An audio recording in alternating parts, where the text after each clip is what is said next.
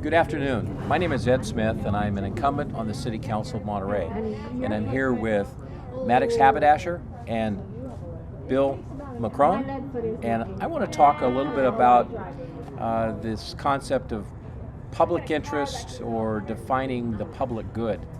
And my experience on the City Council this last 4 years has taught me quite a few things. And one of the things it's how do you get to influence, and how do you arrive at the right decisions through all the grind of an idea that comes forward. We have Architecture Review Commission, Planning Commission, and ultimately comes to the City Council for decisions.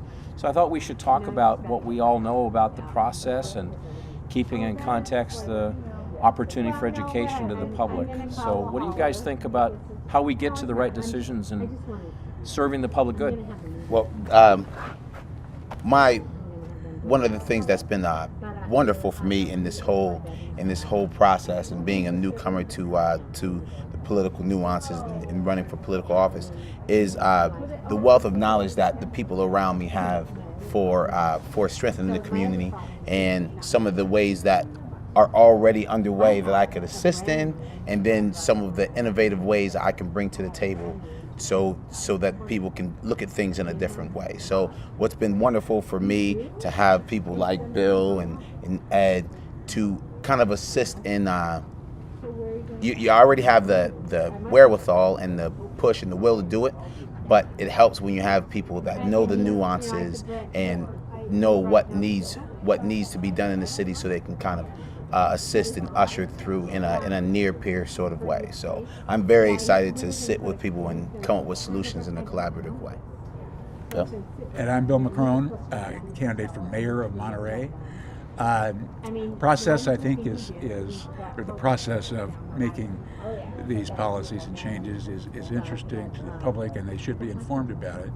But I would rather spend more time on what solutions we can come up with to relieve traffic congestion, which is surveys in the city show actually that our citizens think that traffic congestion is the biggest problem in the city. And mass transit certainly is a large part of that. So to follow up that in a free form of dialogue, one of the things that I did back in 2012 was I did a survey, and that it would agree with that was one of the emerging issues was traffic, Bill.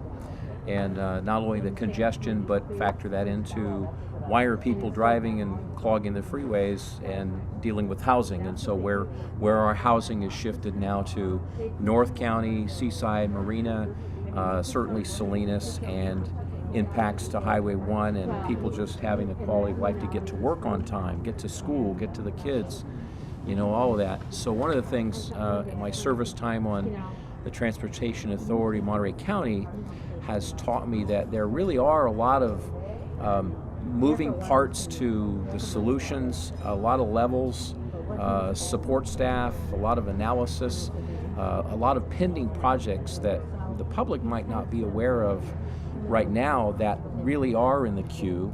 One of them I'll point to is what came out of the Measure X work, where we spent a lot of time in community forums and meetings trying to figure out what were the highest priorities in transportation for the public. And what we heard loud and clear was that Highway 1, southbound, northbound from North County into Monterey, was exceptionally important.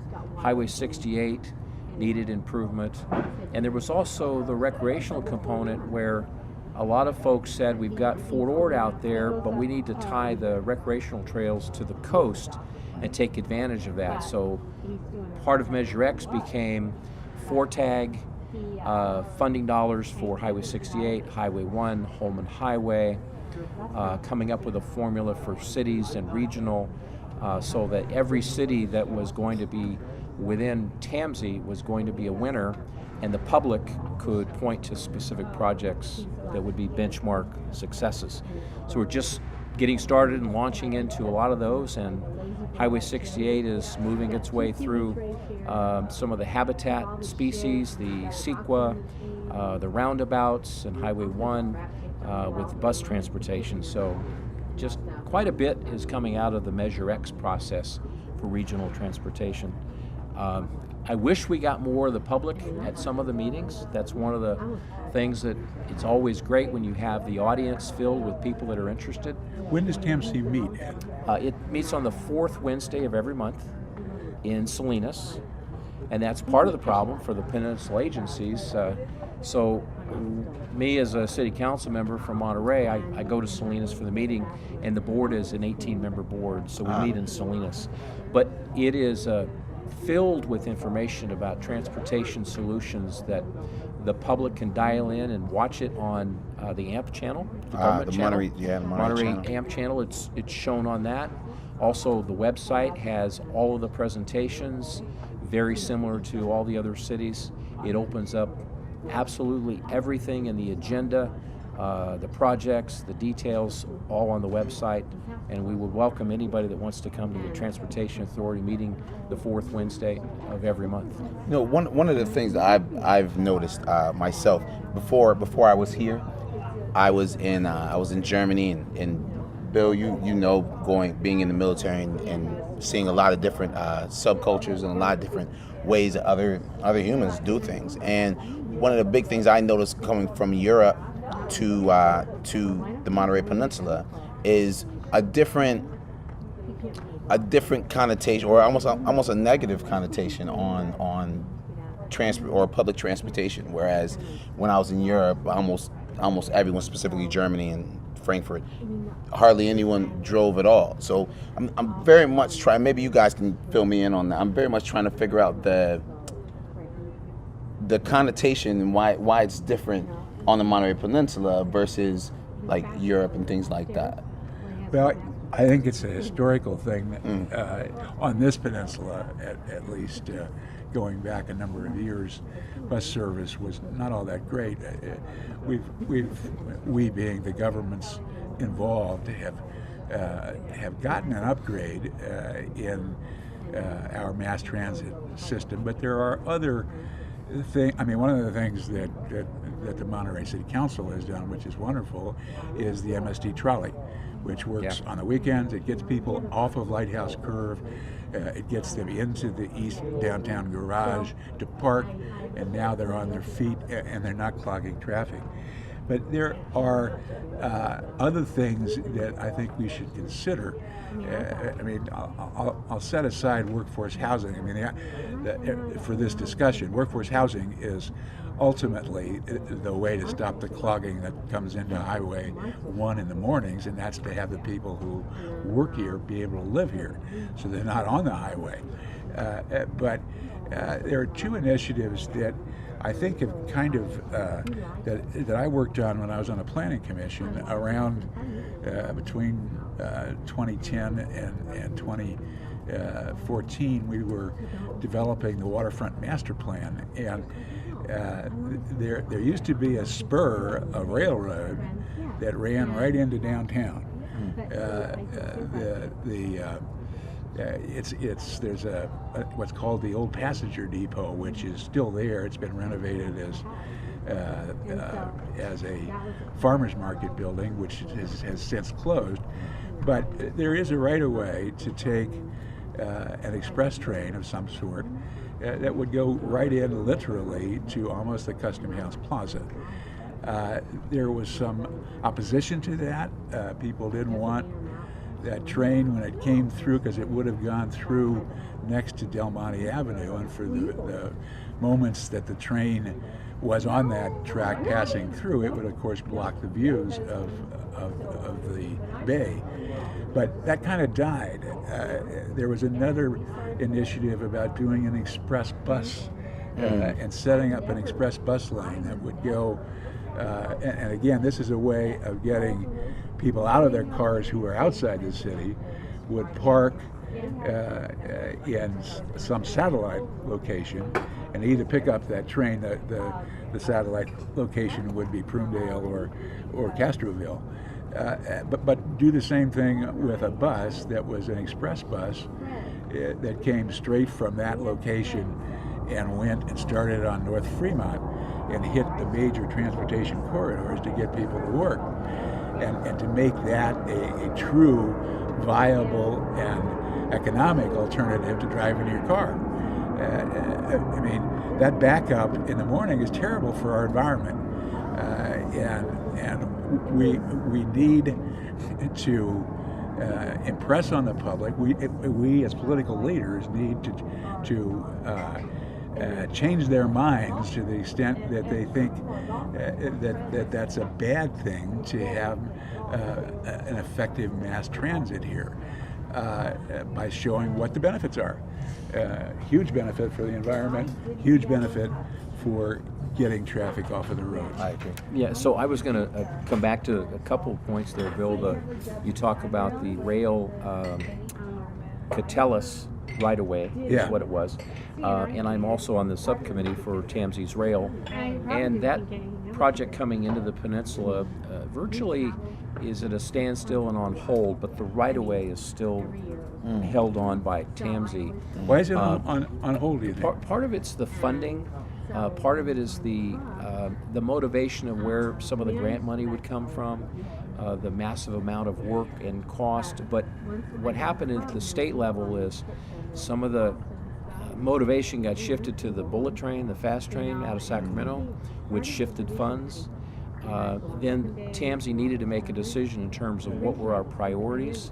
And the priority list, we determined the Watsonville to Salinas route was exceptionally important for transporting those that live in Santa Cruz off of the one on the way to Santa Cruz, getting to work from Watsonville to Salinas, and there's an opportunity to get money. So the Kickstart project in off of Market Street in Salinas, we're under the process of awarding a contract for construction of a rail station that will ultimately in the future have spur routes that can go into the peninsula, into Salinas, and into, or further and deeper into South Salinas, I should say, and also a workplace route on the train from Watsonville to Salinas. So that's really the first step, is to get the hub and the train station in Salinas. If we speak about visionary opportunities, I would say the rail service to Fort Ord as a hub is probably the most likely. It makes a lot of sense because of if I wanted to go to San Francisco on a train, why not drive out to Fort Ord, park my car, and take a train from Fort Ord where there's lots of parking space. Coming inbound, there are some challenges. You're right, there was a lot of opposition from some residents that really did not want to see a train come that far. We've never got really into a scoping or a specific project, but I think there would be an opportunity to bring a light rail train that came probably as far as the Navy Postgraduate School, or to at least the edge of Seaside, Monterey, and transport it. So I think the whole point is the land is still there reserved.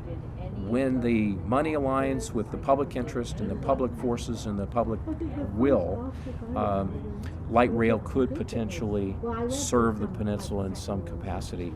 So that's an opportunity really for initiative on the part of our civic leaders to put that on a faster track, let me say. People are getting less enamored every day with the bullet train. Whether that's ever going to happen, I don't know. But that sucks up a lot of money that could be used for improvements in local communities, and that. I mean, that's the way it used to work. We had the Del Monte Express, which literally came right to the bottom of Wharf Number 2. And that's how tourists came here, and that's how tourists left. And that would relieve the pressure on the terrible backup that happens on Sunday afternoon from from Castroville to the 101 because the tourist has no other way. Right, because the tourist has no other way. Right. So you asked the question in terms of the bus transportation or mass transit? Why is it not so popular as it is in Europe Right. or the East Coast? Right. And my observation is I've been to the East Coast a little bit. I've not been to New York, but I've been to Chicago and took the I think it's the L train Right. all over the place. I've been to Europe and took many of the trains. But I think the expansion of the West Coast, if I remember all of my history lessons, was happening so fast and so rapid. The automobile became the popular mode, and the historical East Coast, having been much older, digging, building, trenching, lots of underground infrastructure. And if you look at the West Coast, even the Bay As Area, progressed, yeah, yeah. even the Bay Area doesn't really have Right. a mature system. There's about 17 transportation authorities, I think, in San Francisco County, and you can't even get from Monterey to a Giants game in one fell swoop with one track. So you can go to Morgan Hill, and then you can get to the outskirts of San Francisco, and then you can jump a BART, and then you can take a bus. But I think the West Coast suffers from our love and addiction to the car Sure. versus the East Coast that's had this historical need for transportation systems with densely populated areas. And that stands for Europe and everybody Yeah. too, right? Yeah. But that's what the change of this and the challenge of this century is. Very much culture. But Yeah. millennials don't need two cars in it for every bedroom. Right. Millennials view having an automobile as a hassle. They've got to find a place to park it. Unless it's an exotic sports car. Well, which yeah, you love. yeah, exactly. But there are too many millennials who own those. So You're not really a millennial, though, are No, you? no. Yeah. I'm like a cusp going around the edge. we need to reorganize our planning standards to recognize that people don't use cars the way they used to. I have a son who lives in East Hollywood, and you'd think anywhere in LA you had to have a car. Well, he gets along without a car because, and he doesn't want a car because he has to worry about how he's going to park it. Yeah. Right. That adds so much. So, but as we all think of LA doesn't have the mass transit, but he takes a train that's about 5 blocks from his apartment, and then he switches to a bus and goes to work, and he does that back and forth every day. I think part of And it it works too fine. is the which is something that I think we've done well, and we can continue to do is the jazz line, the jazz A, B, and C line. Yeah. I think that's very much an initiative in the right way, but we're still missing a little bit of that incentivizing. We're still missing a little bit of that. Why work at the aquarium and you live in Seaside? Why wouldn't you take the jazz? And I think it's very much what you were saying. It's a change in culture as it is right now. We just have to usher it a little more a little quicker. Leave your car. If we ask you to leave your car at home, we have to provide a viable means for you to get to work. Yeah, and the other good thing about this change in the urban setting of the Monterey, I'll speak to specifically, is the maturing of the recreational trail. So if you're down at the recreational trail at 6:30, 7 o'clock in the morning, it's not unusual to see people riding their bicycles or walking to work, going to Cannery Row, vice versa, going to the east side, closer to the border. So the rec trail has become that really convenient, safe, and environmentally supportive transportation line with bicycles and walking. And that goes all the way to Marina. Yeah. Well, actually, if you keep on it, it goes all the way to Castroville. Yes, you're right. We're limited time, so we're going to take one question from the audience. What can we do in the next 2 years, right now, in Monterey, in city government? What should be done in the next 2 years to change people's lives and their ability to access public transportation? Ability to access.